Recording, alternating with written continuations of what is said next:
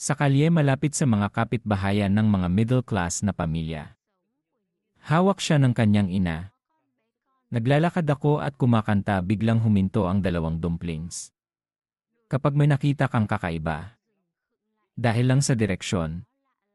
Matagal na nakatayong Jade na nakatitig sa langit na may nag-aalalang mukha, hindi ako kumikibo at tinanong ko si Mama. Nanay, tingnan mo si Tita Kya. Kamukhang kamukha mo ang tanga sari, ngayon na ang pagiging tanga ay hindi gaanong nakakagulat. Ang mga mata sa likod ng kulay na salamin ni Long Noin Ngots bigkas na tulala, iniisip ko kung hindi ba talaga ako nananaginip. Mula sa sentro ng lungsod nakatingin siya sa malayo. Sa kabila ng blok lumapit sa taong kailangan mong protektahan. Ang 6 na santo. Mukha siyang mas mainit kaysa sa templo. Kaya lang. Ipinadala ka para protektahan. Hindi kung saan ko nakita doon. Walang iba maliban sa kanya. Bumisita ang mga kamay ng mga lalaki sa bahay ngayon. Nakahiga na hindi gumagalaw sa lupa matapos tamaan ng 6 na santo na si Bencho, hindi tama ang pakiramdam niya. Iniisip ko kung ito ay isang guro sa ika-negatibo 8 baitang. Fake ba? Hindi talaga. Masyado itong nagpaparamdam sa mga tao. Wala kahit kalahati ng laki ng kungha. Gusto kong ikumpara ito sa isang fan. Upang suriin ang kanilang sariling kapangyarihan, oras 6 na pagtanto ng santo, tila may hindi karaniwan na paraan ng paglusot si Q. Gumamit ng ilang pagganong gawi humantong sa problemadong pagganap, isipin muli at muli akala niya ay nag-atubili si Page Hugh. Subukang itaas ang iyong espiritu at ang iyong espiritu. Higit pa sa kaya mong labanan. Nilagay niya ang kamay niya sa bulsa at umalis. Sabihin mo ulit. Sigurado akong may sapat na lakas ako para crush. Normal na master sa ika-negatibo 8 baitang medyo off lang. Nakangiti ang mga labi. Hindi pa ako gumamit ng martial artist para masira ang pinsala. Hindi at ang espiritu ay kailangan ding lubos na mapagsamantalahan. Nagsayang talaga ako ng resources dati. Kapag nasa martial arts ka lang malalaman mo. Mental strength kapag ito ay exercised kung gaano ito kahanga-hanga. Isa yan sa mga epekto nito, ito ang natuklasan ni Ra. May nakatingin sa akin mula sa malayo. Tumulo ang luha niya at nagsimulang makaramdam. Nakita ko ang isang kuryosidad na inilagay sa akin nang walang labis na mali siya. Ang mga mata ng 6 na banal, makikita mo ang lahat mula ulo hanggang paa. At hindi malabo lang ang tingin, nakikita ko ang gas. Hindi pa niya ito nakilala. Sorpresa, may ipinadala yata para tumulong sa pamilya niya. Patay na ang kalaban. Walang makakalaban. Ngunit biglang naisip ng 6 na santo, may isang bagay talaga na matutulungan niya. Nagloloko ang tunog ng mga taong nagmamadali sa dulo ng linya ng Kya, ay patuloy tawag sa pangalan ng Jade, lagi ka bang nandyan? Anong ginagawa mo? Naririnig mo ba ako? Ginulat siya nito. Tumayo ka ng ganyan saglit. Wala nang ibang napansin, narinig ko lang boses mo. Hindi mahalaga kung ano ang ginagawa ng Jade. Para huminga, pinagbantaan akong papatayin. Nakarating ka na ba sa target? Ano ang sitwasyon? Hindi ko alam kung paano ko sasabihin. Ang 2 titik na card ay masama para sa kanya. Masyadong masikip ang kabilang dulo ng linya. Hindi ko maipaliwanag, may narinig akong boses na alam ang lahat. Ayan, walang paraan kapag nahaharap sa isang level 8 master, siya ay talagang walang magawa. Mag-isip ng kaunti mamaya upang matulungan ang 6 na santo, maingat na paglilibing ng mga tasa ng mga bata, hindi ko alam kung saan itatama ang hindi pagkakaunawaan. Lagi mong sinasabi na mali ka. Sinasabi ko na ang mga tao sa Taoist Dojo ay miserable. 6 na santo, sa 3 paghinga pinatay niya ang Grand Master. Kui at lahat ng 12 larawan walang ganap na patay. Parang may 7 Diyos na hindi makapagsalita. Ay pinigilan ang Dragon, teka, parang may sinasabi ang mga santo. Nakikita ng iyong isip ang iyong mukha sa kagaanan. Ng mga kabataan with fingers flung out sa likod, palaging nakabuka ang kanyang bibig. Nakakagulat na isinalin muli. Sinabi niya, pakihugasan ang lupa. Binubuksan ng taong nasa linya ng Kia ang speakerphone para sa martial arts. Nakatayo si Tantrong Mots na nakatingin sa labas ng malaking glass door. Lord, narinig mo rin yan. Hindi pa tapos. Isang pangungusap lang ang nireplay ng martial arts. Ito ay nagiging mas kawili-wili. Hinaplos ng kanyang kamay ang kanyang balbas. Nagsisimula na akong maunawaan kung bakit. Dahil determinado ang mga santo ng SA-6 na huwag sumailalim sa sumpa ito ay sa akin. Makalipas ang 3 araw bahay ng kanilang pamilya 6 tahimik at solid walang mga kaganapan. Maging sanhi ng pagkabigla sa iyong tibok ng puso kanyang bahay. Sa paligid ng bahay 6 na santo ang tahimik na nag-rate 3 araw na ang nakalipas. Ngunit ang Taoist Dojo ay hindi na nagpadala ng mga tao dito. Ang sitwasyon ay tila mas kontrolado kaysa sa naisip ko. Ngunit mag-ingat. Kinuha niya ang phone na nagriring sa kanyang bulsa. Tanungin ang vice principal sa kabilang dulo ng linya. Ano ang nangyayari? Sabi niya hindi. Sinabi sa akin. Ng banal na espiritu. Malinaw sa akin yon na lutas na ang usapin ng extreme martial arts. Scratching ang tamang Makati lugar ng 6 santo palaging hang patuloy hindi ka na nila guguluhin. Hindi bababa sa yon ang magiging dojo. Marinig ang tinig ng 6 na santo na parang nauunawaan sira sa kabilang dulo ng linya nagkasundo ang mga negosasyon sa banal na martial arts. Mahinang sagot ng vice principal, I don't know. Ngunit ayon sa nalalaman natin tungkol sa banal na digmaan, tungkol sa kanya. Ang mga tauhan ni Min Mots ay makipag-ayos tulungan kita minsan. Malamang extreme. Wala nang iba. Gusto mo bang pumunta sa kabisera para kumpirmahin ang iyong pagkakakilanlan? Master ay hindi napangiti siya nang marinig ang sinabi ng vice principal guro ng teenager ito ay isang napakalaking karangalan. Nakiusat sa akin ang 6 na santo na magtapos sa susunod na pagpunta ko doon. Tapos nag-uusap kami. Maaari ba akong makipag-ugnayan kay Vice President Zhao? Ibaba ang telepono at alalahanin ang babae ilang araw na ang nakalipas. Pakiramdam ko nasa kali ako. 6 na humihingang santo nandito pala ang babaeng iyon kanina. Ito ay hindi lamang para sa paglilinis. Bawat isa sa kanila ay nag-isip. Ang buhay ng mga tao ay hindi karaniwan.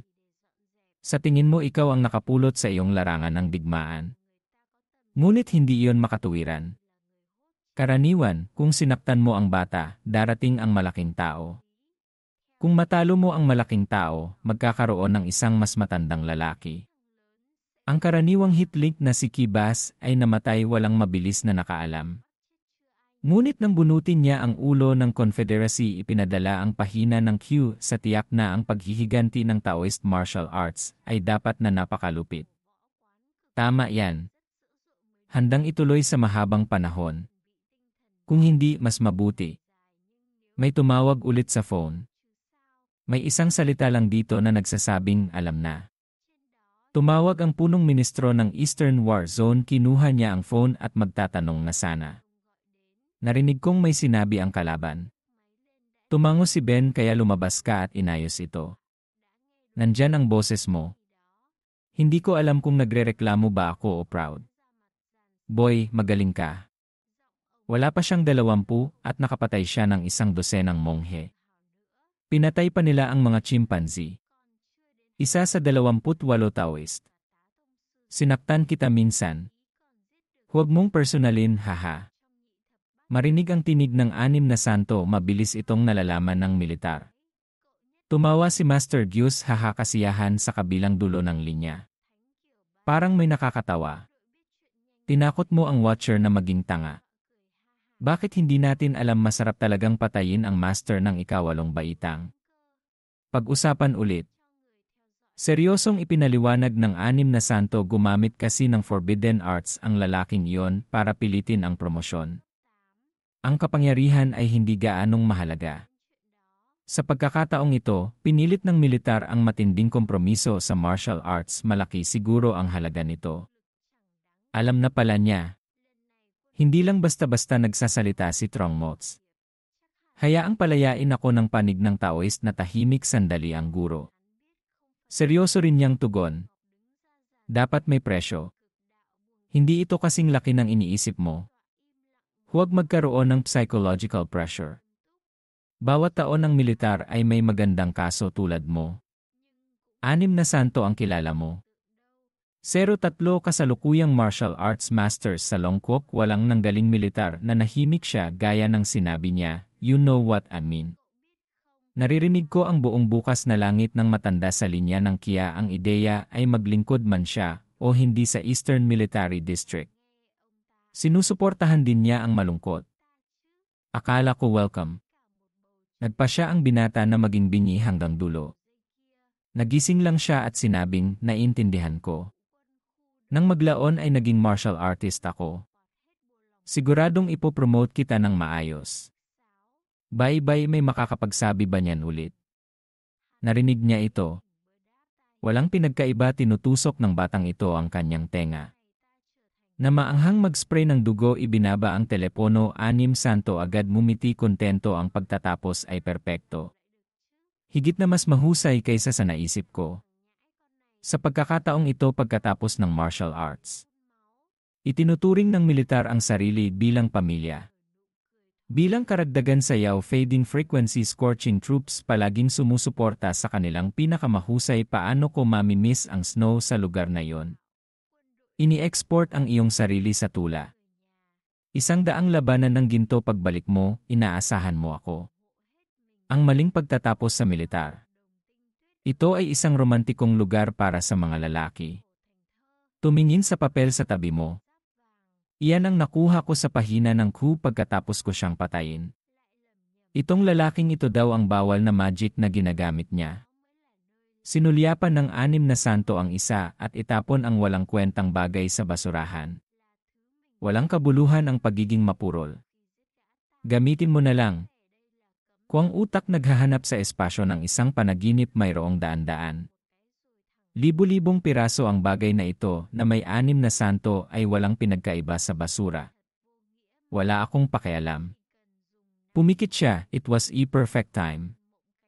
Para makapasok sa panaginip ang isang kisap mata ay tumuntong sa mga guho. Ito ay napakapamilyar. Naaalala ko noong bata pa ako na takot sa kamatayan. Bumubuhos kung saan-saan. 6 hour sense, tulad ng may-ari ng lugar na ito, Wok Thong Dong, pala kaibigan pa rin siya. Sa pamamagitan ng mga zombie sa harap, kumakaway ang mga kamay ngayon. Huwag makipag-away, magpahinga ang lahat ng isang araw. Iba ang itsura. Sabi ng direktor, stop cutting. Walang nangahas na lumaban. Dumiretso sa isang pamilyar na gusali. Kung saan matatagpuan ang fire ray suit. 6 inilagay ng mga banal ang kanilang mga kamay sa lumang panuntunan na iminungkahi nila sa kanilang sarili. Kailangan mo lang tingnan ang iyong profile bago ito uminit. Lumitaw ang serye ng mga pulang tabla. 6 na mukha sa katandaan, iba na sa dati. Mukha kang nerd. Talahanayan mga detalye. Unang talata, pangalan 6 santo, ang kasarian ng lalaki ay pareho. Daw ng kaunti ang petsa ng kapanganakan ay hindi magiging iba bago ang pag-asa sa buhay ay tumaas ng husto. Mula noong kanyang kapanganakan noong Hunyo ng 200 at 97 martial arts, sa oras na siya ay namatay, ito ay Pebrero 657. Mabuhay ng mas matagal kaysa dati. Hanggang sa oras ng pagkawala, ang lakas ng martial arts ay umabot na sa pangunahing super martial artist para manalo sa College Martial Arts Conference. Sa buong bansa nagsisimula na itong i-record ang mga pangyayaring napatay niya. Hilaga ng Taoist Academy. Pagkatapos tinalo ang 8 Great Masters ng Taoist Academy sa isang kisap mata, sumali sa Eastern Military District sa parehong taon. 40 taong gulang na napromote sa martial arts. 9 na baitang ang pagkatalo sa extreme martial arts sa bundok ay banal pa rin sa edad na 50 laban sa banal na martial artist na si Dam Trong Mots at martial arts na sobrang Vietnamese. 2 laban 2 panalo sa edad na 60 na naglalakbay sa buong mundo. Talunin ang lahat ng 9 na antas sa mundo. Ito ay tinatawag na unang huwad na kapangyarihan sa ilalim ng langit. Ito ay salamat sa mga detalyeng ito na 3,000 taon ng kasaysayan ng martial arts, may 6 na santo sa top 1-0. Pinakamahusay na martial arts ay gumawa ng malaking kontribusyon sa paggalugad ng kalsada antas 1-0 tulad ng nakikita mo, nagbago din ang buhay. Marami akong narinig na magagandang bagay ngayon. Sa pagkakataong ito ay nabuhay siya ng higit sa 300 taong gulang. Ito ay ganap na ang isa na may mahabang buhay. Pinakamataas sa kasalukuyang listahan. Pumasa sa manlalaban sa ika-9 na baitang malamang na mas malakas kaysa sa ika-9 na baitang martial arts, ngunit ang antas 1-0 na kalsada hindi pa ito ganap na ginalugad. Maaari siyang ituring na isang pioneer. Sooner or later kaya ko talaga itakda ang paa sa antas 1-0. Huling beses na binuksan ang 1-0 Lee Grade Road pagkatapos ng 3,000 taon. Ang buhay na ito, ang ika-negatibo 1-0 antas ng kalsada ay bubuksan ng 6 na santo. Nang bumukas ang daan makukuha natin ang mga kasangkapan sa hinaharap mula sa kayamanan pagdidisimpekta o hindi mahalaga. Magkakaroon ng hindi mabilang na martial arts geniuses pakiramdam pasulong. At ang Psychic Station para mas mapaganda pa ang martial arts. Tungkol sa pagkasira ng extreme martial arts. Yan ang style ko. Maya-maya babawi ako. Ang sabihin ay ang malaman anong uri ng 6 na santo inilagay din nila siya sa isang grupo. Ito na ang susunod kong kalaban.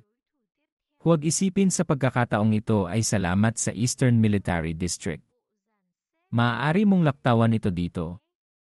Pindutin ang iyong hintuturo sa salitang Local Authority na sinusuri ang isang makasaysayang figura na tinatawag na 7 bituin access sa imbakan ng fire resources umabot na sa level 7 patunayan ang 6 na santo maaari mong ilagay ang iyong mga kamay sa mga bagong tool. Tumawa siya ng calculously. Mabuti sa pagkakataong ito. Maaaring i-unlock ang mundo ng mahusay na master level 8 pagkatapos ang sistema. Trato upang isave ang susunod na pamamaraan ng elite martial arts, paraan natural na paghinga at French perspective glass para pumasok sa trabaho.